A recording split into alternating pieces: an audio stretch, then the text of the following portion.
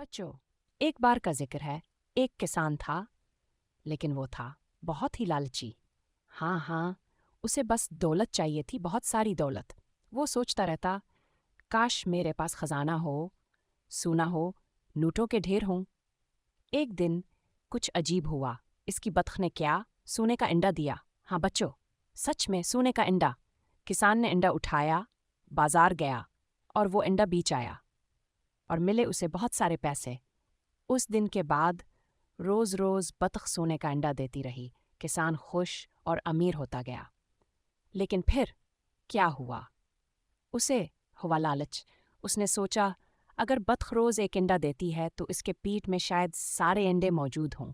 چلو بطخ کو چیر ڈالتے ہیں۔ اس نے مرغی کو مار ڈالا، لیکن نہ انڈا ملا، نہ دولت، صرف پچھتاوا۔